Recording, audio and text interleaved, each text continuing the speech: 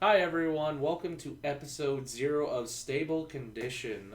If you ever listened to my previous podcast, Rowdy Rough Bronies, this is the spiritual successor with my two other hardcore My Little Pony fans. And over here, if you wouldn't mind introducing yourself first. Hello, everybody. My name is Do the Daring Do. I love to do a bunch of. I write a lot of music. Probably at this rate, 95% of it is inspired by My Little Pony in some way, shape, or form. And you can find me a lot at pony conventions, shamelessly plugging my music in the halls. And I love to do panels. I do what I can to stay involved. And I'm Elon Rodriguez. You guys call me Trixie, or you can call me Heavy Eyes. That's my OC. I don't really do much for the fandom, I would say. Just work. And you probably do know me, at least in some capacity. I'm known as JWhoof, literally the stupidest name in the fandom. I used to do a lot of podcasts. I've run my own convention, worked quite a few conventions, and I fell out of the fandom for quite a while. You can ask these two because I recently revealed it to them. Mm-hmm. And then I got back into it. I missed the old days of podcasting and letting people listen to my opinions on episodes. Yay! Just because That's always fun. It's a lot of fun. And not only that, it was a long time coming. Unfortunately, Rowdy Rough Bronies, that podcast is completely dead. My other two co-hosts really fell out of ponies. That is a nasty word. I prefer retired. No, dead. Oh, come on. I'm trying to It help retired, then died. you. Fine. Just like in the old folks' home. I was just about to make that joke. It was just like a retirement home. But my other two co-hosts, bless their hearts, but they fell out of ponies. They occasionally watch it with me whenever I tell them, oh my gosh, this is an amazing episode. You need to see this. But these two, I met them both through the Brony fandom, unlike the previous two co-hosts. I've known them since high school, but I met Do the Daring Do, also known as Clayton. Most people just call me Dewie. Yeah. You're never going to make it, Dewie. I love that movie so much.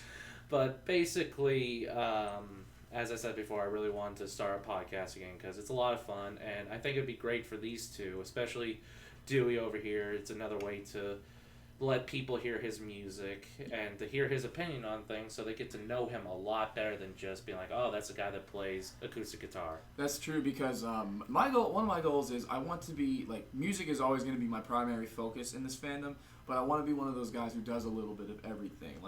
Yeah, I write songs and I'm going to be playing, anytime I write a new song or something, I want to, advertise it on here. I'll bring in my guitar and play it. But I also, like we said, episode reviews. I've been wanting to do that for a long time. I doodle occasionally, and I might want to write a story or two. So I just want to be one of those people who's involved in, all the little things. And what about you, Trixie? When I first met you, you were very much an introvert. Yeah, I didn't really talk much. Literally, the first time I meet him is at one of our Louisville meetups. It's a place called Sneaky Pete's in Louisville, Texas. And I see him there, and he's not talking to anyone. All he's doing is playing his 3DS. And he's playing Pokemon. That's all I know him from. You know what's funny, though, is to this day, after everything we've been through for, what's it been, 2.5 years now?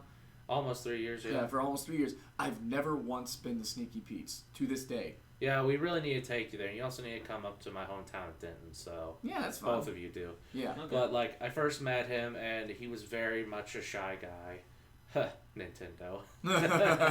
Yeah. But, eventually he just really started to come out of his shell, and now he's one of the most talkative guys I know in the whole meetup. I won't shut up now. That's why I constantly have to say, shut up, Trixie. Oh. Oh, God. How long has that inside joke been around with us? Oh, gosh, at least over a year. Yeah, it feels like that.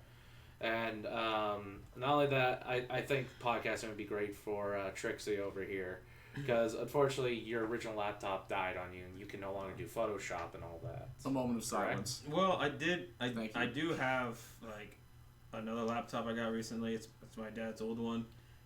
It does have Photoshop, so I'm able to do that again. Mm-hmm. However, it's not a very good laptop. Let's just say that. But I figure this. I hate to repeat, but it's a good opportunity for both of them, and I have almost 5 years experience in podcasting, so it was natural to choose these two because they both love the episodes. We each have our own separate opinions on things, even though they're completely wrong about Best Pony, but we disregard that. And if you listen to Rowdy Rough Bronies, you heard the argument all the time. And it's actually very close to the original. But, is there anything else you guys really want to say and let people know about you? I guess not so much about me. It's just like kind of ideas for the sake of this podcast. Is we're going to be doing a lot more than just episode reviews and stuff like that. We'll have a bunch of interviews with guests, industry guests, and whatnot. We'll be discussing something I've wanted to do for a long time is just have like those long, deep discussions that we have of whatever topic.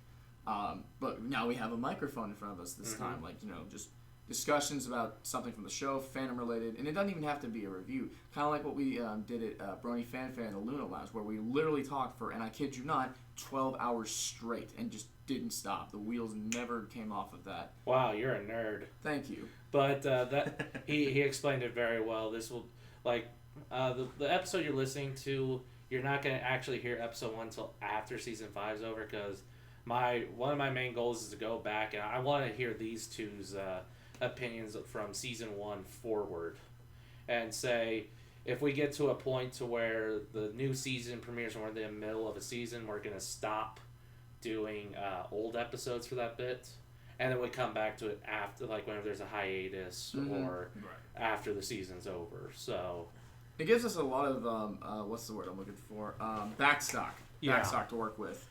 And also, we're recording this at Nightmare Nights 2015. Oh, God, what a wild convention. I loved every second. Yeah, I work convention operations. I'm the lead for that department. And I barely had a chance to really get to hang out with my buddies and stuff, but they've had a good time here at least. Right? And you can't see it, but I'm holding a gun to their heads. He's bribing us, man. But yeah, in your defense, though, we were also very, very busy. I was busy with the concert. The Friday night concert was great. I actually felt really good about my set. Playing with the Wonderbolts, who are very good friends of mine. The Wonderbolts band, you should totally check them out on YouTube. They are awesome. What are they called? How can they find them? Do you know the exact search words for it? Is it a Wonderbolts band? Yeah, it's the Wonderbolts band with an exclamation mark at the end. Okay. You can usually find them from their Apples to their Celtic punk rock version of Apples to the Core. Great, I love it because we all went up on stage and sang it after I finished with my set. It was a blast. What about Steel Chords? Steel Chords was on there too, absolutely. You should mind plugging him real quick? I was getting to that. Thank you. Sure you were. I was. He's crying right now. Steel Chords is another very talented musician in the Texas area. You should totally check him out. Again, Steel Chords. Totally stole that from Ace Attorney. Yeah, he did. Oh yeah, Chords of Steel. But yeah, he's also another very good friend of mine and a great guy. We've all been just doing what we can to keep the con going. Entertaining people.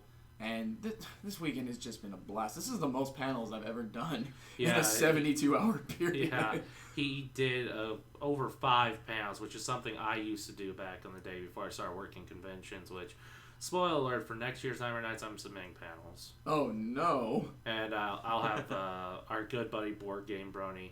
He'll be in charge of con ops until I can get back, so he will have executive power for that if they allow me to let him have that. But, oh crap, what else was I going to say? I'm so tired. We're all pretty tired. It's been a wild and crazy... It's been a very wild weekend. And for this episode, this is episode 0, and, that's what I was going to say. Yesterday, on the 24th at 5:45 p.m. was my 5th year anniversary in this fandom. Yes, we celebrated that. We just watched a bunch of episodes together. We also watched the movie Hot Rod. Yes, we did. Tyrek was in it. Yeah, that's right. It's an amazing movie. He is the homeless guy whenever they explain the plan. That killed me. That was so funny. Yeah, you'd be surprised. Yeah, and for those who haven't seen Hot Rod, you totally should. It is a great movie. It really is. It's hilarious, and it's very hard to follow when you're dead tired. Yeah, this was his first time seeing it. It's like, oh, we need to educate him. And we felt like this was the place to do it. It's slapstick humor at its finest. 2007 with Andy Samberg and Chris Parnell, I think, is in it. I think so. Yeah, but yeah, if you haven't seen it, go check it out. It's absolutely hysterical. And basically, for this episode, since we're not really doing a review or anything, you're actually going to be getting 2 audio interviews with Jen Blake and Kathy Weslow. Oh God! Well, they were both great, but it's just like Kathy had more energy to her. She had more energy, and like I'd already spoken to her before, and she is an absolute sweetheart. I know you guys are gonna love both interviews, but Kathy was like really super cool to me. No offense to Jen, I absolutely adored getting a chance to interview her, but Kathy really stole the show. Yeah.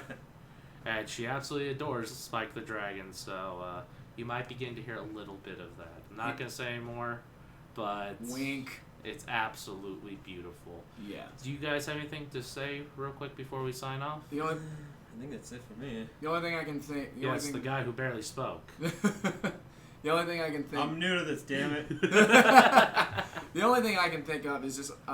since we're still at the hotel, we're going to be here another night. Closing ceremonies for this con have already happened, but I don't care. I just want to say thank you very much to the folks at Nightmare Nights for putting on an amazing 3rd year. Can't wait for the 4th. You're welcome. Come on, man. I'm trying to speak from the heart here. But yeah, it was an amazing convention. Oh, and that reminds me, I almost made Dewie cry on Friday. Yes, he did. Oh my goodness. That's one thing I'll talk about real quick, then we'll actually sign off, because our buddy Trixie is really tired and he has work early tomorrow. Mm-hmm. So that's why this is really short. I like to do a longer episode 0. I'm not blaming him for anything, but this seems about right since we do have 2 15-minute interviews after this. But Dewie over here has an article he released 2013? Yeah, see, my Bronyversary is April 28th, 2012. That's the day I choose to celebrate whenever I came into the fandom. And is that when you admitted you were a brony? Yes, that's pretty much whenever I met with you came out of the brony closet. I've heard people call it coming out of the stable. But oh, that's just stupid. But I wrote an article to just kind of reflect on that first year and everything I had learned from it.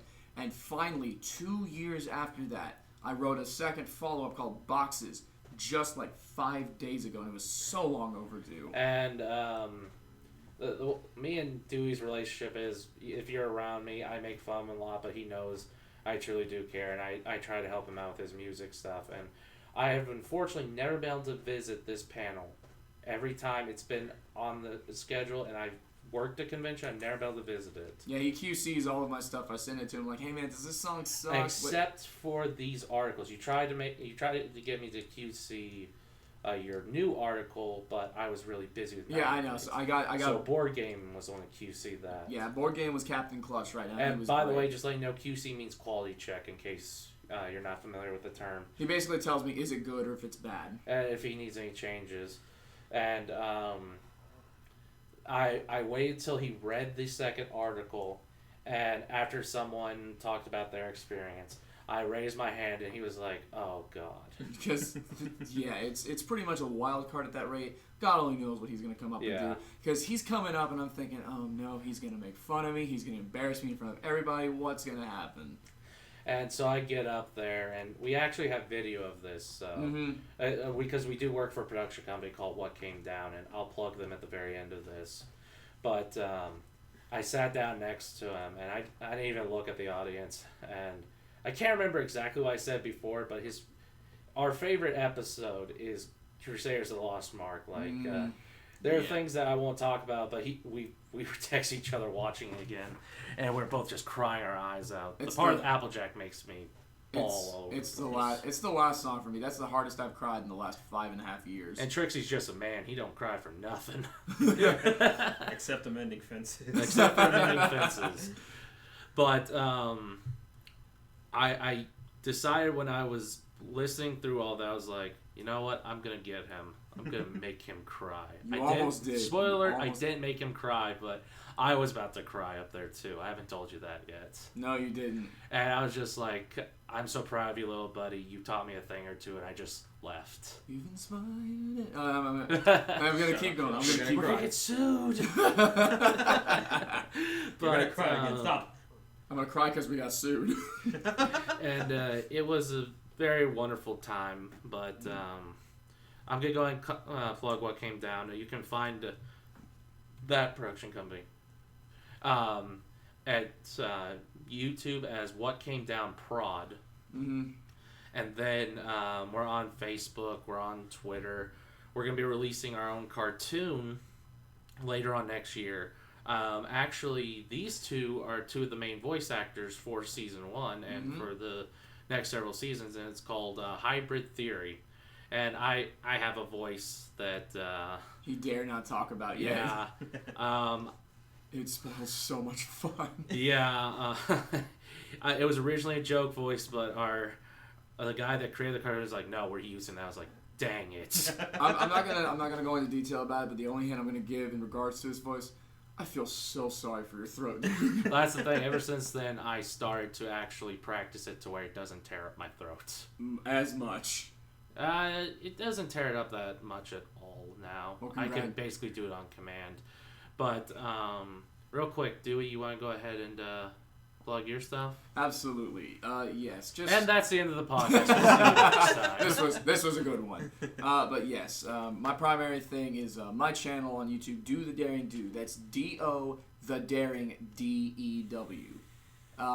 That's where I post all of my original stuff, my pony songs, vlogs, just anything that comes from me. Check out my YouTube. I have a Twitter, a DeviantArt I occasionally mess with, a Tumblr I occasionally mess with, even a FimFiction account that I hope to start updating with some stuff. But it's all Do the Daring Do. One more time, that's D-O the Daring D-E-W, all one word. And there's my shameless plug. All right, I can see that. Real quick, for the record for this episode, when we're getting closed out with this, actually, how long exactly have you been in the fandom? Starting with you, Dewie. Let's see. You started 2012. April 28th, 2012 was pretty much the day I chose to celebrate that. So I'd say about 3.5 years by this rate. For me, it's been almost 3 years. November 17th. Oh, yeah, that's right. That was the day that Trixie came out and it was like, you know what, I'm a brony. Mm-hmm. Yeah. And as I already said before, my 5 years has hit. I haven't been here since day one, but I came pretty damn close. Yeah. Yeah. He's got us both beat on that regard. Yeah, and so if you wouldn't mind just saying who you are again real quick. Sure thing. One more time. My name is Do the Daring Do. Elon, a.k.a. Trixie. We're going to keep a.k.a. Heavy Eyes. He's just going to be called Trixie, so get used to it. All right. And then when we have the gender bent episode and he's a woman, he's going to be called Trevor. Wait, oh, gender bent episode? Yeah, that's in your contract. Am I going to be Duina or something like that? Oh, you'll see. Oh, God. And I'm JWhoof. It's been a pleasure for you guys it's been a pleasure for me to come back to this. I really, really miss podcasting, and hopefully you'll see me do a couple other podcasts with the old gang of King Cheetah and Defmic and all of them. If you ever listen to Where the Hell Are Your Pages, our buddy Hobbs, who's in the background drawing right now. Say hi, Hobbs. Hello. Yay. But yes, we're gonna have a lot of fun on this podcast. So here's to hoping you have a lot of fun with us. And just to reiterate, when we come on again, we're gonna be starting from season 1. Yes.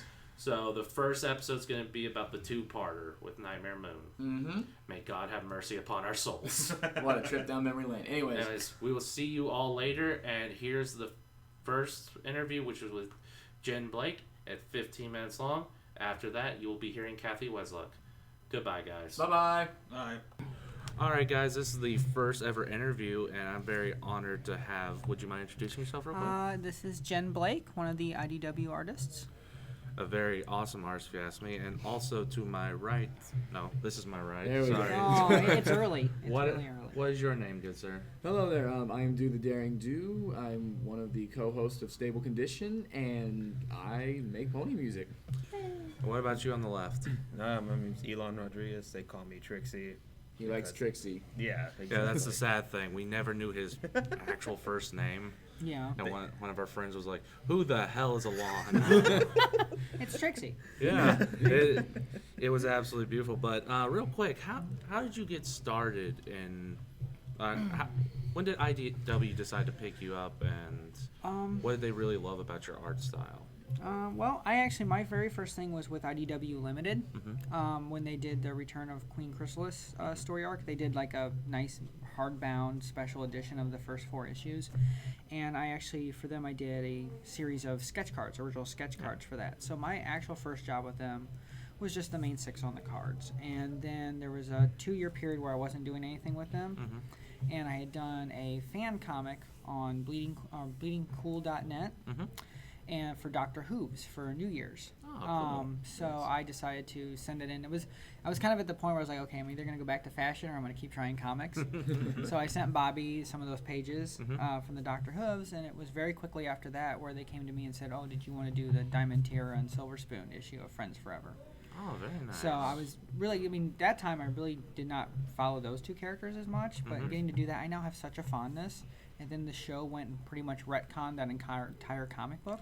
Yeah. So I'm just like, okay, I'm going to talk to the show. Like, you've ruined Jeremy and I's book. Whoopsie daisy. One quick question. Do the writers just give you a general idea of what you're going to be doing, or do you get to decide what it's going to be like? In my case, because I'm so new, there wasn't probably that collaborative thing between writer and artist that probably like Andy and Katie do. Mine was just Bobby sent me Jeremy's script for it, and that was pretty much it. I didn't really. And because of my first time, I really just wanted to stick with what Jeremy's words were and just do those justice. I mean, if there's more books down the line and I have some input, probably I'll be like, oh, maybe can we try this or that. But for this one, it was just the script came to me and I just, brought that to life. So like I don't know how detailed the scripts can be, but you like basically do like how animators do, like you storyboard it out to see what you like to do. Yeah. I mean, it also depends on the writer. Some writers are very detailed in the script, where they'll give you like the panel description and like what they're saying, and those panel descriptions will be really in depth. Like, okay, the trees need to be here. Or this. Jeremy wasn't. He was more free. It was like a few things like when I did the Sugar Rump Lump, that was obviously put in the panels. But really, he was more free, and he's my first real writer I've worked with. So I love the way he did give some freedom.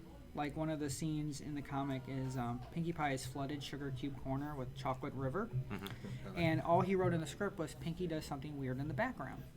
So I had a lot of fun with that, and I actually did the Little Mermaid splash thing. Yeah. And I even gave her the seashell bra and then the chocolates, and that's probably my favorite thing in that whole book. So and that was Jeremy loved that too. So I like that he was gave the freedom to just kind of go nuts with it. Yeah, that's nice for especially a new artist with a publishing company like IDW. Yeah. It gives you a little more freedom, and it personally for me, it would make me feel a little more at home. Getting that kind of, at least a little bit of freedom at the beginning. Yeah. It was really, it was very, I'm still honored that I got to do it, and I threw in lots of little Easter eggs because, everyone's always like, Andy Price is the king of Easter eggs. I'm like, okay, so let's see what I can do and not get fired. That's another thing. Like, I have a friend who works in the comic book industry. And he always told me about how he has to send out his work, and usually he would get a lot of red ink coming back towards him. Yeah. Does that often happen from your experience? It does, but that just comes with the job description because not every editor is going to like what you do, and again though at some point an editor has to take a chance on a new artist, and you're gonna grow. Like I can easily tell you, I can show you the pages that I did for this, and I go, oh, this is all wrong, and the next one I'll do things differently. But you do get some of that, and it's never something you gotta be like, oh my god, they don't like me, I'm a terrible artist. It's just you may not be strong at that point. I mean, I wasn't when I did IDW Limited. I was not ready to do comics. My art was not strong enough for that, and it was doing the JWhoofs fan comic that gave me that chance to really test it out if I could. Yeah. So, I mean, you get it, and you get rejection. I mean, mine, when I started doing comics like 10 years ago, like trying to, my more thing I got was, oh, I'm a woman in comics. Yeah. And a lot of editors from bigger publishers did not actually think I knew anything about comics. So that was more my struggle, but it's even in just 10 years, it's changed so much. There's so many more women in comics, and that's what's amazing to see. Oh yeah. You know, it's just a shame because at least from what I've heard from one of my friends that's tried to go into animation, there's a lot of sexism towards women coming into the industry. They're still set in the old ways, which is a real shame. It is. I think that's just because for so long animation comics has been a boys' club. Yeah. You know, and the girl geeks out there have not always spoken up and really been out there, but there's such a change. And I almost think you can almost thank like My Little Pony for stuff like that. You know, it's just such a change in the way things go. There's so many more girls now. Yeah, and not only that, there's so many boys that like technically a little girl children's cartoon that is when leaps and bounds past gender. What's the word I'm looking for? Bias. Yes. No. Which was absolutely wonderful. Yeah, I didn't know any boys playing with Generation 1 in my town. I was that boy. You had the Generation.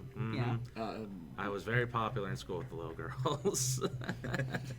I suppose I can say that we technically played with the Gen 1 dolls, except we kind of use them as fastballs towards one another. Oh, poor Firefly. Oh no, we didn't touch Firefly. Oh, okay. No, was it surprise? It was a lot of. It's funny. I think I actually got clocked in the head with a rarity. Nice. Which I have to ask you this: who is your favorite pony to actually draw? Would it be Queen Chrysalis? It's actually Rarity. Rarity is Rarity's my favorite pony, and I love drawing her more than anything else. Take that, you two. Yeah. Hey, I'm happy for you. Yeah, this is like the biggest victory seriously, for me. Rarity is. She's the reason I even like the show. Really? Yeah. So it's very true. I did not like it the first time I watched My Little Pony. I did not get past the first 5 minutes of just Twilight and Spike. Right. I'm just like, this is an awful show. Who did this? I'm like, why did they ruin My Little Pony? Because I'm so set with the Gen 1. I never really watched 3 or 3.5. And one day I was like, okay, well, I'm going to go back. And it was on Netflix. And I went back and watched it and got through it. And all of a sudden, Rarity showed up.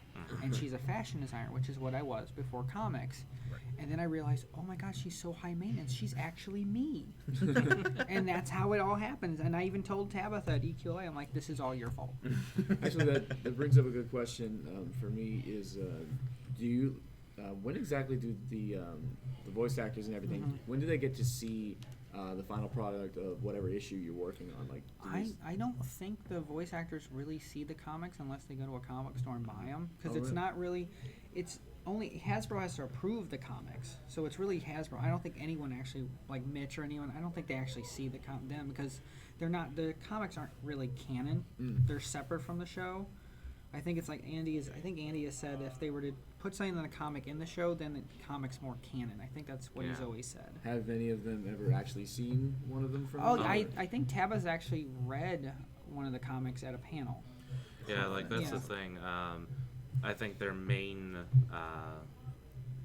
the main time when they get introduced to that would be at My Little Pony conventions, where most people have them sign the comic book, and they know that actually exists, and if they're truly interested, then they go and see it. Yeah, I don't think anyone's sending Tara is this okay?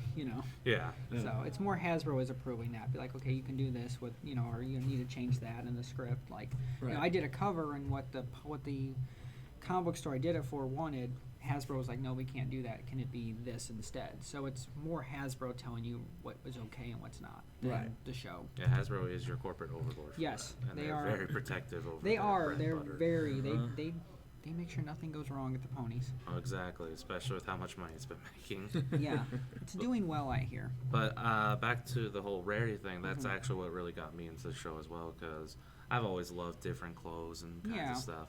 And not only that, Tabitha's portrayal of her, I've been a huge fan of Tabitha for many, many years.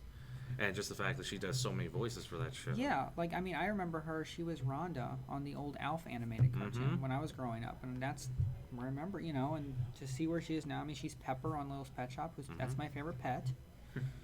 So yeah, Tabitha is just incredible. When I met her at Ecolay, I'm pretty sure I was the biggest fangirl idiot ever. But it was amazing. Yeah, that actually kind of happened to me last year when she was here. I was just setting up this autograph room, and I was like, Tabitha, I'm so sorry to bother you. I'm a big fan of yours. This will be the last chance I have a chance to talk to you because you leave in a few hours. And so I shook her hand, and she forced an autograph on me. Oh, she's terrible. And one of our people that was shadowing her was giving me a glare. I was like, no, I don't want an autograph. I appreciate it, but then she's like, no, take the autograph. I was like, yes, ma'am. Yeah, she is an absolute sweetheart. She is. She's so generous and just amazing. She truly is. I absolutely adore her. She is her pony. She Yeah. really is. She is her pony. Which one is Pepper again, by the way? Pepper's the skunk. Yes. Right. The stand-up comic. Okay. And I love that because it's like you hear Rarity and then you hear Pepper and you're like, that's the same person doing the voice. Like that's amazing. I don't know if you've ever watched anime or anything like that before. Heather Breckles got me into Madoka Magica. That's one of them, and she ruined my life because now I have to have every Figma and statue, and I've spent a small fortune. If you ever have a chance to, look up an anime called Black Lagoon. That's what everyone keeps telling me here. Because Tabitha is in that, and Marika is in that one as well. Yeah, I heard her talking about that yesterday. Because I showed him, and he called me up and was like, this can't be the same person. Right? It's like you just... Didn't you just recently get into Black Lagoon like a couple weeks ago? Yeah. I forced him to buy the collection. Yeah, well, it was because of like this realization with this con coming up, and then we kind of dropped the ball on him. It's like, oh yeah, Kathy's in it, Marika's in it, and he's like, what? Nuh-uh. Yeah, it's also funny to think how many My Little Pony actors are actually in animes. You know, Dragon Ball and all those things. Like that's just hilarious to me. I actually grew up with a lot of the Canadian dubs, so. Oh, okay. Yeah, I was born in '89, so I'm not so a young. true '80s baby or anything like that, but I grew up with Elvira and so many other things. My mom was just like, you need to watch all this stuff. Yes. I was like, yes, ma'am. Yes. I'm too young to even argue. But I still gotta say that Elvira pick you did, I absolutely adore. It's It's the background on my tablet actually. Aw, that's awesome. Thank you. And do you usually, at least for your own work, how long does it usually take for you to sketch out an idea and then really usually, bring it to life? Usually something like, for an example, the Elvira thing, from rough to that finished sketch cover probably was about maybe 2 hours. Usually the first rough I do, I'll just go with that version of it, and just figure, okay, if there's something wrong with it, I can fix it on inking or something. But like a print, like something like, the one I did for Tabitha, which was Rarity, Pepper, Luna, and Derpy. That probably took about 4 because that one I was really struggling with how I wanted to do it because it was, all these characters on one. And so I like the way I ended up doing it was I gave Rarity like this most disgusted face because Pepper's like this and she's wearing the most god-awful looking dress ever in existence.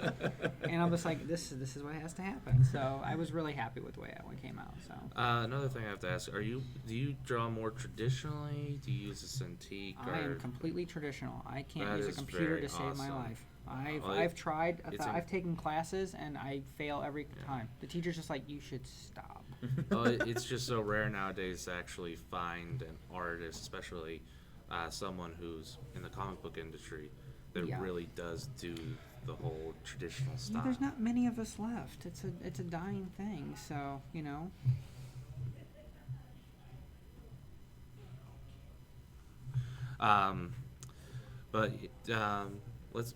I think we're actually pretty much at time. So. Okay. Oh yeah. All right. Yeah, but thank you again for speaking with us. It is a great pleasure to finally get a chance to meet you. Oh, well, thank you guys. And this is Stable Condition, and we're signing out. Yep. Thank you for joining us. No, you're very welcome. All right, everyone, this is Stable Condition. This is our second interview of Nightmare Nights 2015. Would you mind introducing yourself? Hi, everybody. This is Kathy Westluck. I'm the voice in My Little Pony Friendship is Magic of Spike, Coco Pamel, and the Mayor, and Flitter, actually, too. And Spike wants to say something. Hey, it's going, everybody. Hey, where are you? Like, I was thinking I was going to see you, but that's okay. I can imagine you. Thanks for coming. Oh, my gosh. I fanboy. He comes in and out. That's the thing. It's kind of like a punch in the gut. It's like, it's so cool. He's gone back to bed for a minute. So. We have that recorded too. Yes, I can play it over and over. But I do have to say that Spike is one of my favorite characters, and I wish he had more screen time.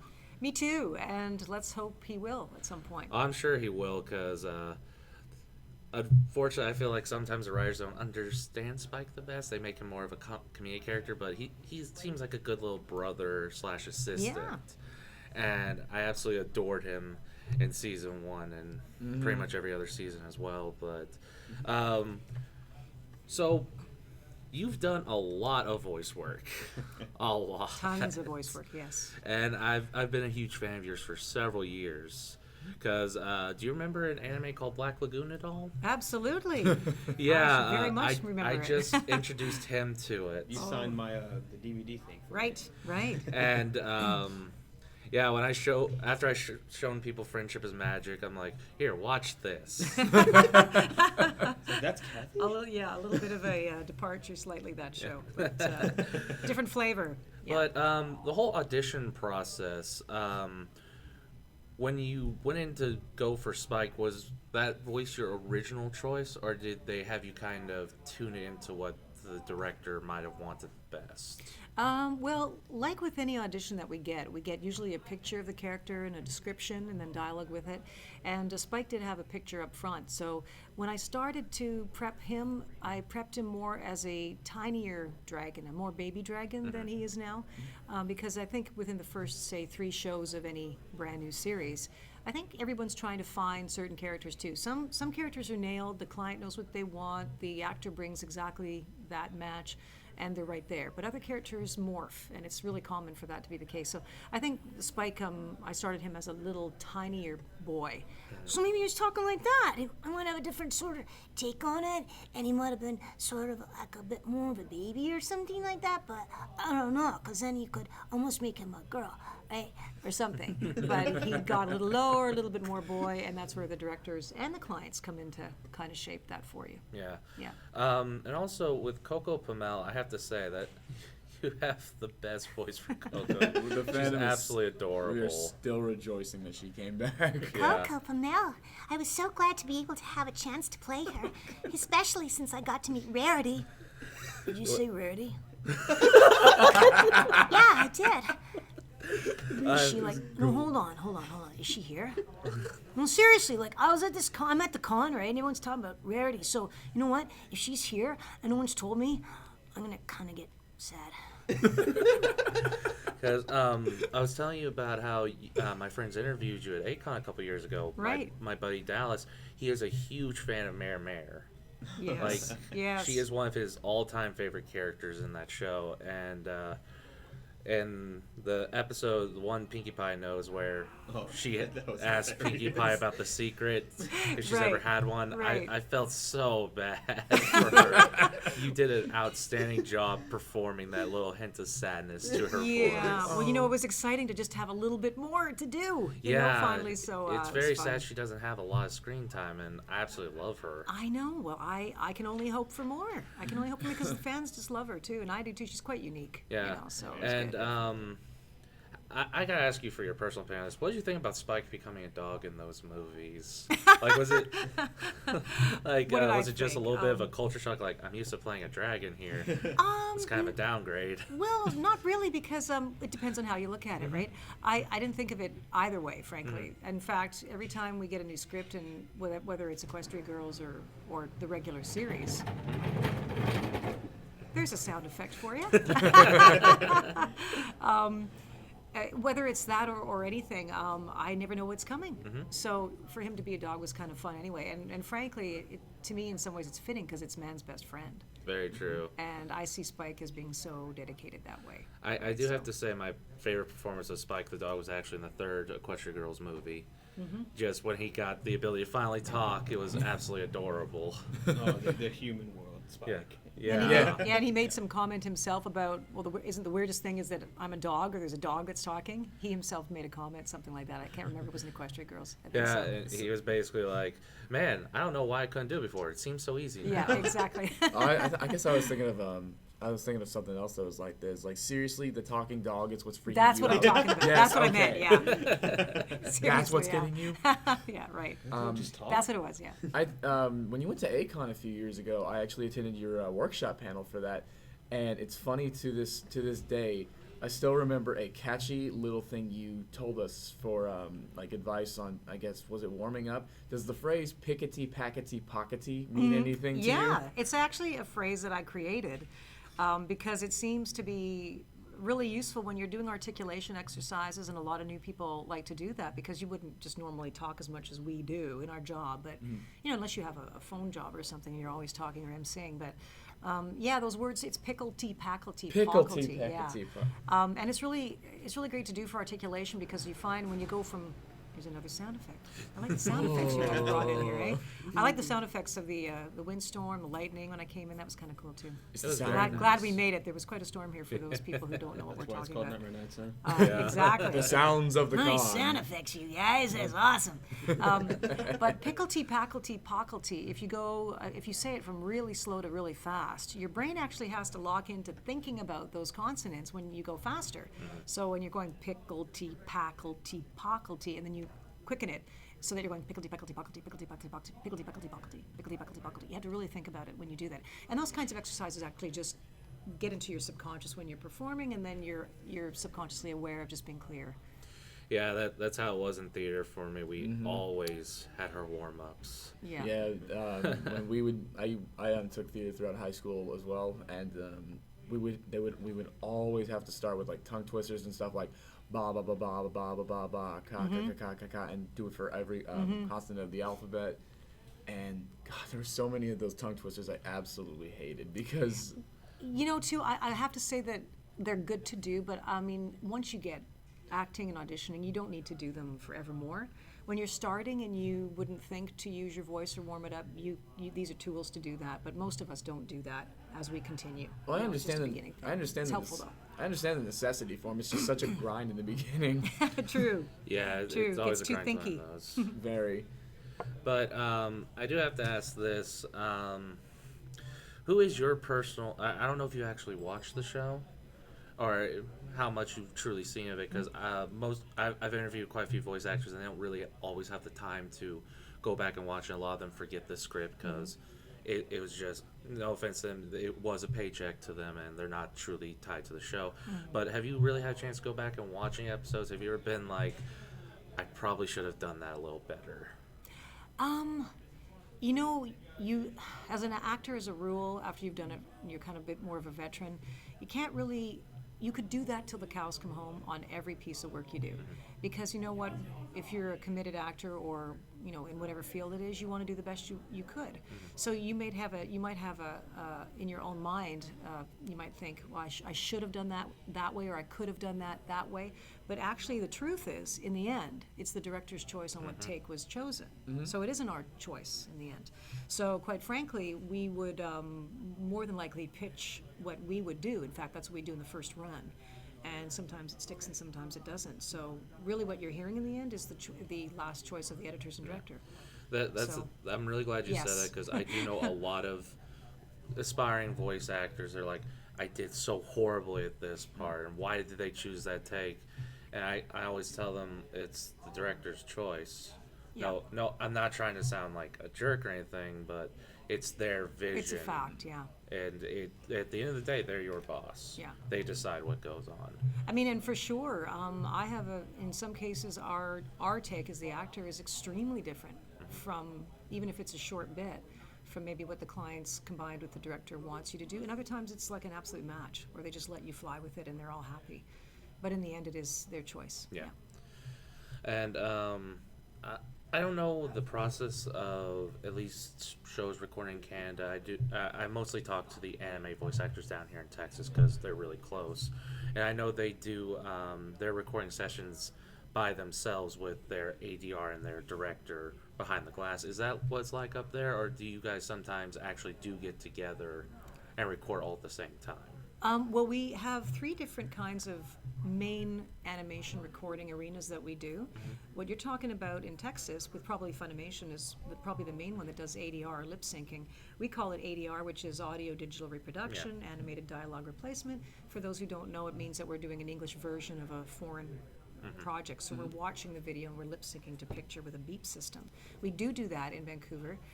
In Toronto, I don't know if they still, which is closer to New York, but in Canada, just north of New York State in Canada, not our capital, but one of our biggest cities. They do an ADR format too, but they used to do it differently. It was called Rhythm-a-Band.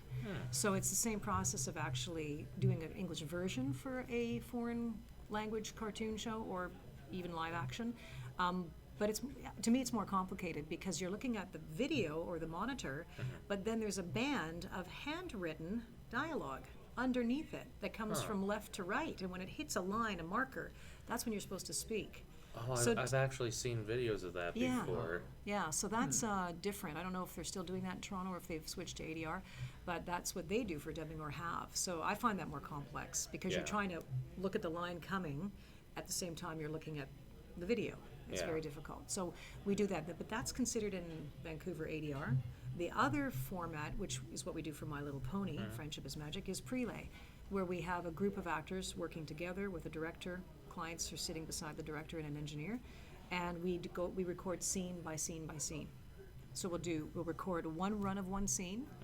We'll go back. The director will give a point or two. We do another run of it with those corrections, and then if there's still a hand-picked this or that they want to change, then they'll just tell the actor to redo this. Then they'll do the next scene, and they do that for the whole show. Is it like so? Yes. Is it like that for pretty much every single time you've done a scene in the show, or is that just like I guess for the big scenes? No, it's a standard way of doing things now for a prelay recording session, which is an original show. So it's not a Japanese one, say, where we're lip syncing an English version, ADR. It's prelay, which means it's an original, never been voiced before, usually American, Canadian. Okay. We have done some European shows where they do it originally in America or Canada, and then they can retranslate it to their own language. But yeah, so prelay is the pony format, which is fresh, original. ADR is doing an English version to a foreign cartoon that's already been aired in the host country. All right, I've always just wondered about that because I've seen like a bunch of the big time American shows like Archer, shows like those where they're all in the same studio. I wasn't sure if it was the same with My Little Pony. We different studios. Well, there are one or two studios in Vancouver that are primarily, especially one that's primarily does the lip syncing. And the other studios have the capability, I suppose, if they wanted to, but the other studios pretty much do the prelay. And in the prelay, we don't have pictures except for what we auditioned for. So we just have our scripts, and we work together as a group, in a group. That's very awesome. Makes me Real pretty quick, happy do you that guys have any last comments because we're almost at time? Oh, we are? Mm-hmm. I know talking with her, time goes by so I hate being put on Lots the to spot say. like that. Because I know as soon as I walk out here, I'll be like, oh, wait, I wanted to ask that. Welcome to my world for the past 5 years. Help me stall. There's so much to talk about. There really is. Yeah. We're just really thrilled to still be part of the show and continuing with it to this point anyway, and happy with the way things have gone. As you say, we always have our ideas of how we'd like to see some character develop or et cetera, but we're always surprised. And that's kind of fun for the actor, too, because it's always fresh. You never know what we're going to get. Well, that's one of the worst jobs you can have is a stale job. Yeah. When you know what's coming absolutely. next. Yeah, so it's pretty great. But I mean, it's fun and everyone has a good time. But when you're actually in the studio, like I was saying on one of the panels, as soon as that director speaks, everyone's chatting, laughing, boom, we're dead silent, and we're right there. Right. So, yeah, we know what we have to do. I guess it's just kind of like, I don't know, I just got a funny image of that, just everyone's just laughing, and everything. As soon as that door shuts, it's kind of like a deer in the headlights look. Is it anything like that? Or?